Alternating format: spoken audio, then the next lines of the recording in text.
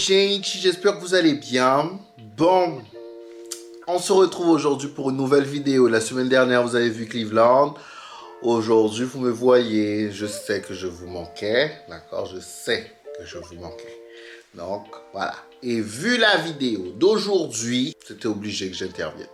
C'était obligé que j'intervienne. D'accord? Donc, pour vous remettre un peu dans le contexte, pour ceux qui n'ont pas suivi ou autre, j'ai demandé à mes abonnés de m'envoyer les manipulations qu'elles ont déjà vécues. Les manipulations, c'est partout. Hein. Parfois, on dit oui, c'est qu'en amour, mais non, ça peut être au travail, ça peut être dans la famille, ça peut être en amitié, avec ton crush, ta crush. Voilà, c'est partout la manipulation. Donc, comme ce sont des sujets qui me passionnent, vous savez déjà, je pense que dans une autre vie, j'aurais dû être avocate. J'aurais dû être avocate, et si j'étais avocate, j'aurais été avocate vraiment dans un domaine particulier. Ouais, parce que j'aime bien ça. Même sur Netflix, quand je recherche des séries, c'est toujours le même style de série qui me passionne, que j'adore.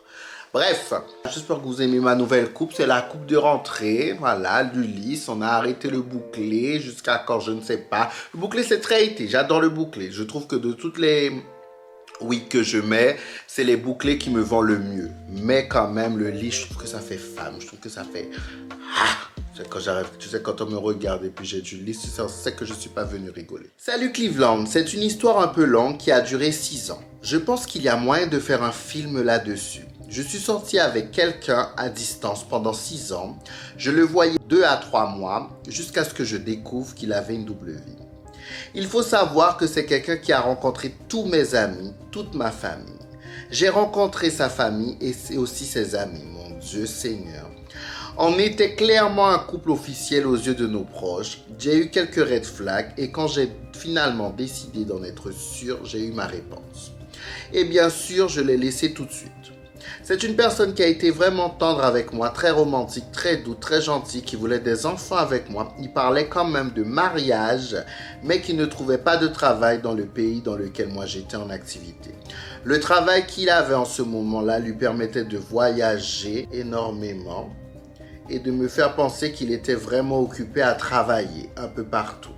Quand je faisais des petites réflexions du style « J'ai eu de la chance aujourd'hui, je suis sur mon cocu », il arrivait à me retourner la tête et à se fâcher jusqu'à me faire penser que j'étais vraiment pas sympa de l'accuser de choses comme ça. En gros, j'ai déjà écrit pas mal, mais il y a eu tellement de choses pendant ces 6 années quand j'y pense. C'est une histoire un peu traumatisante quand même, mine de rien. J'ai eu un sentiment de bien le vivre parce que savoir la vérité m'a quand même soulagé. J'en avais marre de vivre dans le doute. Voilà une de mes histoires. Déjà, moi, j'ai déjà dit, les relations à distance, je ne sais pas comment les gens font. Je ne sais pas comment les gens font pour être en relation à distance. Moi, je ne peux pas être en relation à distance, c'est pas possible. Mais en plus de ça, tu te rends compte, il y a tellement de gars comme ça, il y a tellement de gars qui mènent une double vie comme ça. Moi, c'est ma phobie. C'est ma phobie d'être avec un mec. Mais moi, de toute façon, je suis tellement parano. Moi, je pose des questions. Quand je rencontre un mec, vous savez, les mecs me disent « Ah ouais, tu poses trop de questions, t'aimes savoir trop de choses et tout. » Genre, moi, je rentre vraiment dans la vie de la personne. J'ai besoin parce que, les mecs là, alors là, il te fait croire que t'es la seule au monde et tout. Si ça se trouve, hier, sa femme a accouché. Hein? Hier, sa femme a accouché. Mais non. Ah non, moi je pose toutes les questions, mon Dieu. Mais c'est toujours bien de connaître la vérité. Tu sais, quand il y a un doute, moi je vous dis toujours, les chéris, quand il y a un doute, quand vous avez un doute sur quelque chose et que c'est depuis... Parfois, oui, ça c'est vrai qu'on se trompe. Bon, moi je me trompe rarement. Vraiment, je me trompe vraiment rarement. Mais quand il y a un doute, quand vous avez un doute sur quelque chose, allez, suivez cette petite idée. Suivez cette petite idée tranquillement, tu sais, sans faire trop de dégâts, sans faire trop de bruit et tout. Suis tranquillement, chérie, et tu verras. Mais en général, il y a quelque chose. Il y a la vérité. Le gars menait une double vie. Tu te rends compte? Je connais, alors là, moi par contre, après ça, les amis du gars, je veux même pas les voir. Je ne veux même pas, s'ils me voient dans la rue, il faut même pas qu'ils me disent bonjour. Ah, mais il ne faut même pas qu'ils me disent, ça va pas ou quoi? Ça va pas? Alors, vous saviez depuis tout ce temps, je viens, je vous vois, on rigole. Alors que vous savez que le gars mène une double vie, le gars me rend cocu comme ça, et puis vous rigolez avec moi à gorge déployée. Mais ça, c'est un truc pour que je vous insulte quand je vous vois dans la rue. Ça, c'est sûr. Non, mais ça va pas ou quoi? Ah non, non, non, non. Ah, mais non. Ah non, mon Dieu. Mais au moins, elle a su la vérité et elle a pu s'en débarrasser tout de suite. Parce qu'il y a énormément de gens qui apprennent la vérité, mais qui n'arrivent pas à se débarrasser. Ils sont trop attachés, qui restent. C'est ce qu'il faut faire. Voilà, faut pas chercher midi à 14h, chérie. On t'a menti, on t'a manqué de respect. Au revoir. C'est ça. En plus, 6 ans après, tu le découvres, ça va pas. Lorsque j'ai rencontré le père de mon fils, nous travaillions ensemble. Il était en couple avec une collègue et moi, j'avais mon homme. Il me racontait toutes les tromperies et mensonges de sa copine. Et elle se vantait de ses exploits lorsqu'il était absent. Donc confirmait les histoires de son homme. Elle n'aimait pas que son mec et moi rigolions ensemble. Quelques mois après, elle a changé de maison et le dernier jour du déménagement, elle a mis son gars à la porte. Il est venu en pleurant me le raconter. Même au travail, il disait ne pas pouvoir tenir. 4 jours plus tard, un soir, il m'a envoyé un message en disant qu'il ne pouvait plus. Il était démoralisé. Il m'a demandé s'il pouvait passer chez moi. J'ai accepté. À la seconde où il a franchi ma barrière, sa copine était derrière lui, avec 2 de ses amis. Elle a fait un scandale, m'a menacé de me taper chez moi avec ses 2 copines. Elle a giflé le gars, lui a fait une scène. Mon employeur de l'époque voulait sortir avec moi. Elle lui a raconté m'avoir pris sur le fait attendant son homme à poil chez moi, ce qui est faux, et qu'elle était trop bouleversée pour venir travailler. Ce dernier n'a pas cherché à savoir, il m'a demandé de ne plus venir travailler et m'a insulté et injurié.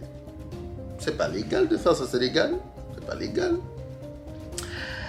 2 semaines avant cette histoire, j'avais rompu avec mon copain de l'époque parce que monsieur avait disparu pendant 1 semaine sous l'effet du carnaval. C'est ce que je pensais. Le lendemain de l'intrusion chez moi, mon ex n'arrêtait pas de m'appeler.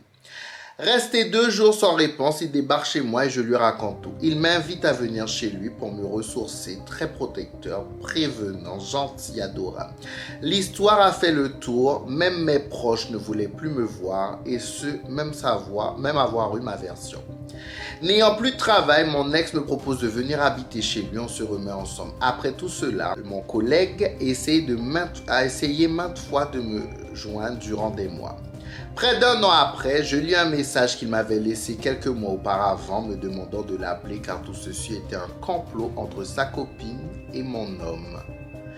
N'appréciant pas les échanges entre mon collègue et moi, sa copine et mon copain avaient pris contact et monté toute cette histoire de déménagement, de mise à la porte, disparition pendant 1 semaine pour voir comment mon collègue et moi allions réagir. Nous étions donc tous les 2 sous surveillance, même sans le savoir.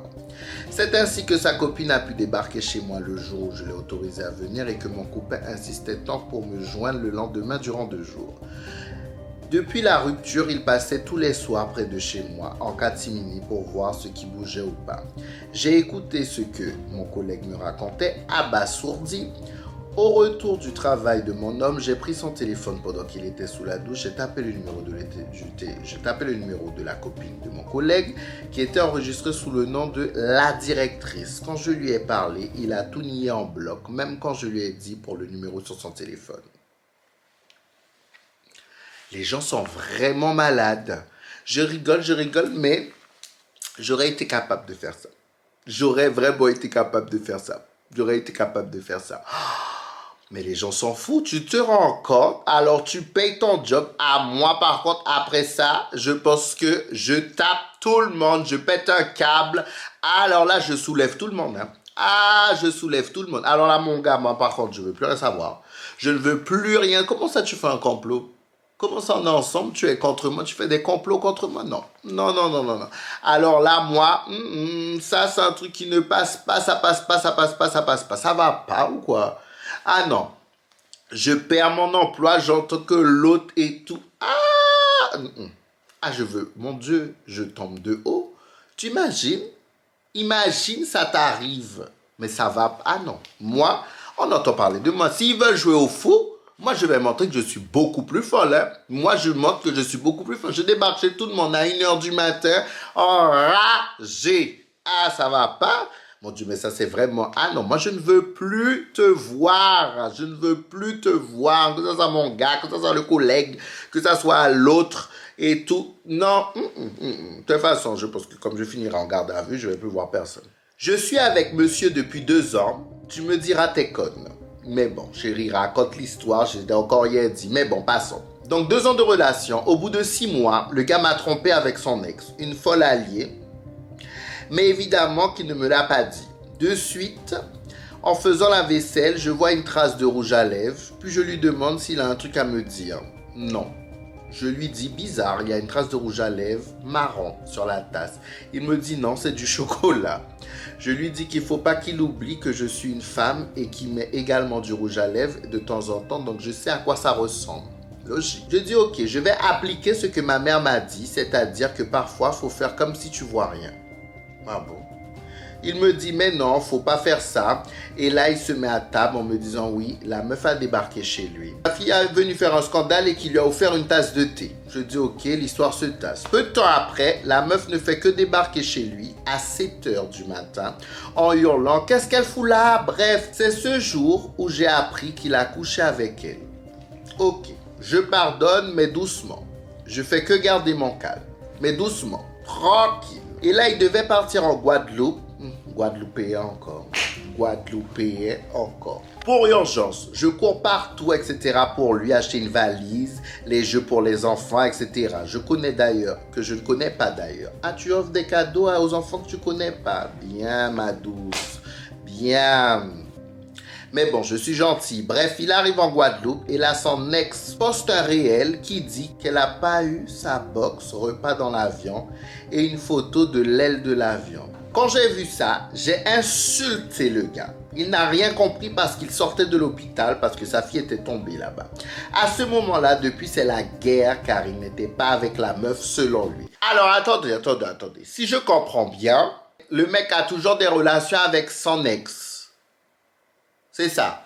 Et il dit qu'elle est folle, c'est l'ex qui est folle. Vous savez, parfois, oui, il y a des ex qui sont folles. Oui, pour ça, je suis d'accord, il y a des ex qui sont folles. Mais parfois,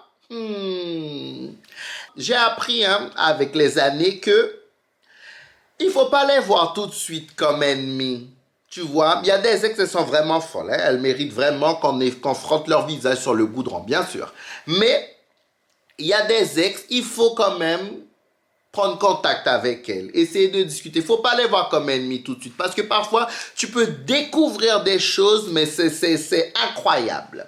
C'est incroyable. Tu sais, parce que le mec te donne une version, toi, automatiquement, tu es sur tes gardes et tout. Tu vois l'autre comme, voilà, c'est ta rivale et tout. En même temps, tu veux marquer ton territoire. Tu vas montrer que, en fait, ici, c'est pas comme ça que ça se passe. Et tout, c'est fini. Maintenant, c'est moi et tout. Mais parfois, chérie, tire une chaise pour l'ex. Tire une chaise, dis-lui de s'asseoir. Dis-lui, dis-moi, qu'est-ce qui s'est passé? Qu'attends-tu de lui? Pourquoi tu insistes autant? Il te donne de l'espoir. Qu'est-ce qu'il te donne comme ça pour t'animer, pour nourrir cette haine, cette rage? Dis-moi, qu'est-ce qu'il te donne? Parfois, c'est important. Hein? C'est important. Tu découvres des choses, tu tombes de haut. Tu tombes de très haut. Donc, les ex, voilà. Parce que, bon, on aime trop dire, les ex sont folles, elle fait un scandale, elle est folle. Mais les petits messages parfois que le gars va lui envoyer, les petits pics, tu sais, les petites poussières comme ça qu'il met dans ses yeux et tout. Parfois, elles sont pas si folles que ça. D'accord? Faut faire attention. Ne pas la prendre tout de suite comme ennemie. Analyse la situation. Si tu peux, échange un peu avec elle. Voilà. Qu'elle se sente un peu en confiance, moi je pense que tu peux découvrir des pépites dedans.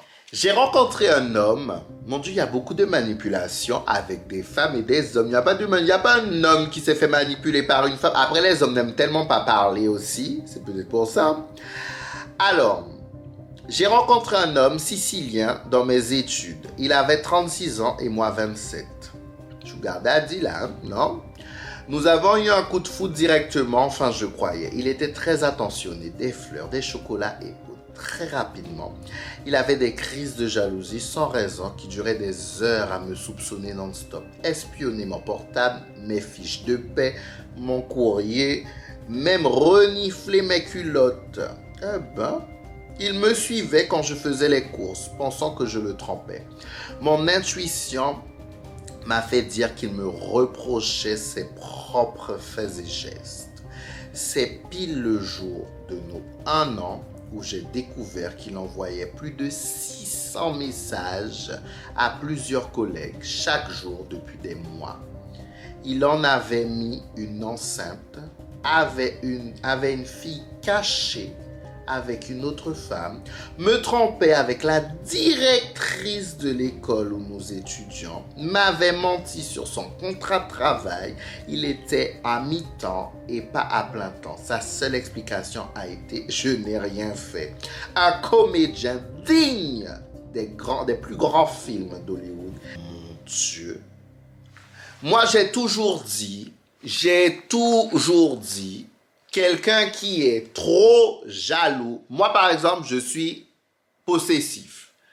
Je dose. Et tout, j'ai appris à doser. Mais il faut vraiment analyser. Tu sais, les gens là qui sont sur ton dos, H24, qui sont là, qui doutent de tout, qui pensent à... Peu importe ce que tu fais, tu les trompes, tu ceci. Eux là... Parfois, c'est eux-mêmes qui te trompent. Tu n'as même pas idée de ce qu'ils font. Parfois, c'est eux-là. Ils te font des dingueries. Laisse tomber.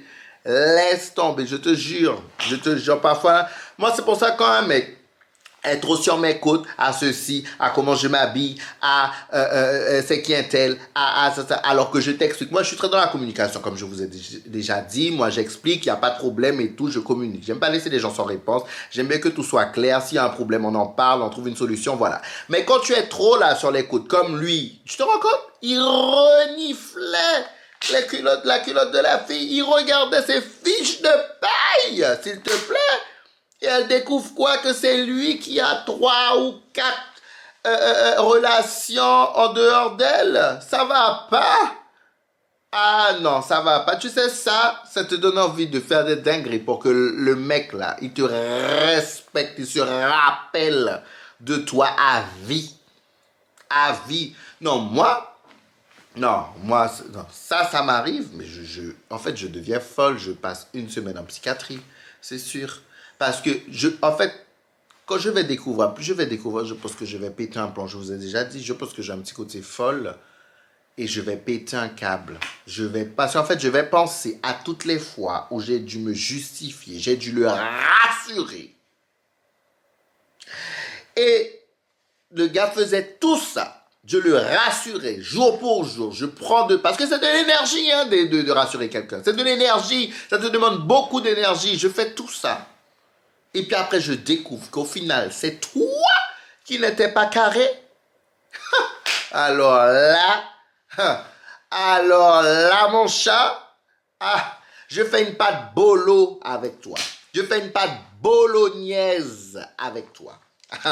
Ça va pas. Mon histoire de manipulation s'est passée avec un très beau Kinder. Il y a quelques années déjà, j'étais jeune et conne. Je l'ai rencontré en boîte. Il m'a annoncé la couleur, ne rien vouloir de sérieux. Mais dès qu'on passait des soirées ensemble, il me parlait d'avenir, de me présenter à ses parents.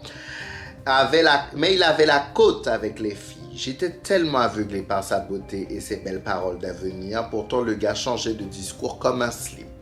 Que j'ai même permis qu'il fasse des bêtises avec une autre de ses plans cul chez moi. Je leur ai prêté mon appart, j'ai honte. J'ai fini par couper les ponts, il me prenait clairement pour une conne et jouait de son charme et de sa beauté. J'ai pas compris.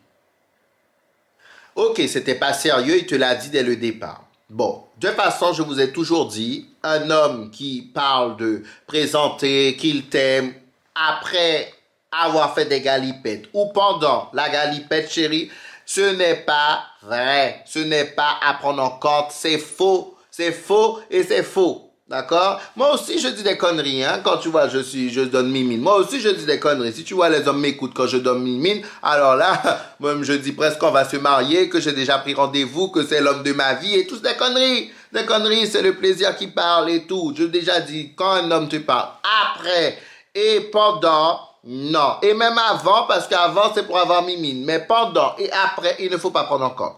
Il ne faut pas prendre ça en compte, chérie. Non, voilà, tu gardes toujours une réserve sur ça. Tu gardes toujours une réserve. Mais toi, par contre, ah oui, chérie, tu étais conne, hein? Ah, je suis désolé. Excuse-moi, ma belle, mais oui.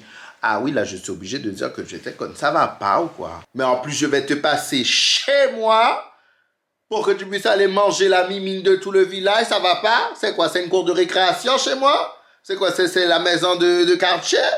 C'est un hôtel? Ça va, alors ça va pas, ça va pas. Parfois, franchement, parfois je me dis que il y a des choses comme ça peuvent pas exister. Ça peut pas exister, ça peut pas exister, ça peut pas exister. Moi-même. Moi déjà, si c'est rien de sérieux, en fait, ne parle pas beaucoup dans ma tête. Tu m'as déjà dit qu'il n'y a rien de sérieux, ne parle pas beaucoup dans ma tête. Ok? Voilà, fais ce que tu es venu faire. On fait ce qu'on sait faire de mieux. Et puis basta. Ne me raconte pas ta vie. Ne me raconte pas tes projets avec moi. Je ne veux pas savoir. Je ne veux pas savoir. Ça ne m'intéresse pas. Bon, cette histoire-là est longue et après, on termine. J'ai rencontré le père de mes enfants à l'âge de 16 ans. Il en avait 21. C'est le seul homme que j'ai connu. Il est métis, de mère blanche et de père noir. Honnêtement, je me suis dit que sa mère, étant blanche, je ne risque pas d'être embêté avec des histoires de sorcellerie. En effet, je m'entendais très bien avec sa mère, car dans mon histoire personnelle et familiale, c'est un truc que j'adore. Alors j'appréhendais. On s'appelait souvent au téléphone, on se faisait des confidences, son fils ayant un caractère assez explosif, elle le raisonnait souvent et me donnait raison la plupart du temps. Mon compagnon n'a jamais eu trop de chance sur le plan pro. Au fil des années, il a essayé d'entreprendre des choses pour évoluer, mais des phénomènes improbables se déroulaient à chaque fois. Parfois, je lui disais, on t'a fait de la magie noire, ce n'est pas possible d'avoir autant de poisse. Mais avec beaucoup d'ironie. Les années passent et quand nous avons emménagé ensemble, après mes études, notre relation s'est dégradée après une fausse couche où j'ai failli rester. Aïe. Mais nous avons eu un enfant 2 ans après. D'ailleurs, après l'annonce à la famille, son comportement a changé du tout au tout. Nous n'étions plus ensemble. Mon frère m'avait conseillé d'appeler un médium. Il insistait. Je l'ai écouté. Et là, cette personne me dit qu'il y a un gros effet de magie noire sur mon conjoint. Les choses bizarres continuent. Un jour, au resto avec une amie qui est aussi médium, je me confie sur ma relation et elle commence à avoir des ressentis. Et elle me dit, il y a un truc avec sa mère. C'est comme si elle fait un pacte avec le diable. Entre-temps, 2 ou 3 médiums sont passés par là et ont confirmé la maléfice de cette femme qui essaie de nous séparer depuis le début de notre relation. J'ai été manipulé par cette femme. Elle m'appelait ma belle-fille. Je la considérais vraiment beaucoup. Elle me disait je t'aime, prenez soin de moi. Ça a été la signification propre du verbe sois plus proche de ton ennemi que ton ami. Mon Dieu! Vous savez, les histoires de magie noire, ça existe, hein? Franchement, ça existe. Moi, au début, je disais n'importe quoi et tout, mais les familles là, et tu vois, vous avez entendu la description, elle était rassurée au début par rapport à l'origine. Vous pensez que magie noire a une couleur de peau? Ça passe et vous serez surpris de savoir qui fait le plus de magie noire. Vous serez vraiment surpris de savoir ça. Et cette histoire-là, moi, je respecte maintenant. Moi, je respecte. Il faut savoir une chose. Quand la maman ne te valide pas, quand la famille ne te valide pas, le papa, la maman ne te valide pas, chérie, en fait, j'ai envie de te dire, pars. Pars parce qu'en fait, tu vas te battre limite contre l'impossible. Tu vas te battre contre plus fort que toi. Tu vas t'épuiser mentalement. Tu vas vraiment t'épuiser mentalement. Quand la famille ne veut pas, je te promets, quand la famille ne veut pas, surtout la mère, quand elle a dit non, chérie, tu peux être sûr que la relation ne va pas fonctionner. La relation ne va pas fonctionner, sauf si le mec prend ses couilles, vraiment, la personne, elle prend son courage à 2 mains et dit stop. Dit stop et du coup, elle va devoir faire un choix. Tourner le dos à sa famille, sans doute. Mais c'est très rare que ça arrive. Très, très rare. C'est pour ça que moi, quand il y a un problème avec famille, moi, de toute façon, je n'ai pas besoin de rencontrer la famille, mais un jour, je dois rencontrer. Il y a un problème avec famille. La relation va bien, la relation se passe bien et tout, mais la famille, tu sais, la famille peut rapporter tellement de problèmes dans ton couple. Tellement de problèmes. Tu n'imagines même pas. Tu sais, tout va bien. Vous deux, ça va à merveille. Mais la famille met son grain de sel, hop, La relation est gâtée. La relation, elle est gâtée, je vous jure. Hein. Je vous jure, il faut faire très, très, très attention. Ces histoires de magie et tout compagnie. Ouh! Moi-même, je vous dis, attention avec ça. Vraiment, ne prenez pas ça à la légère. Quand les gens ne veulent pas de vous, là, ils emploient tous les moyens possibles et nécessaires. Hein. Donc, c'était pour la petite vidéo. Il y a quand même des histoires. Hein. Il y a quand même des histoires, mon Dieu. Faites attention à vous. Faites attention. Encore une fois, comme je vous dis, ne rentrez pas dans des relations parce que vous vous sentez seul. Parce que, voilà, arrêtez de rester au-dessus seulement. Rentrez en profondeur vraiment dans les gens. Posez les bonnes questions avant de vous mettre en relation, avant de fréquenter quelqu'un. Voilà, protégez votre petit cœur. Faites attention, vraiment. Faites attention à vraiment des dingueries. Dingueries. Il y a eu d'autres. Mais bon, sinon ça allait faire trop long et tout. Soit je vais faire une autre vidéo, soit je vais redemander d'envoyer et tout. Donc voilà. Et les gens qui m'ont envoyé les vidéos, les gens qui m'ont envoyé des messages, mais c'était très court, développez un petit peu plus pour qu'on puisse avoir plus d'éléments, pour que je puisse donner mon avis, pour que les abonnés puissent bien comprendre aussi, d'accord? Bon, en tout cas, je fais de gros bisous, d'accord? Merci, likez, partagez et abonnez-vous, surtout abonnez-vous à la chaîne. Voilà, on se retrouve dimanche prochain pour une autre vidéo. Beijo, gente!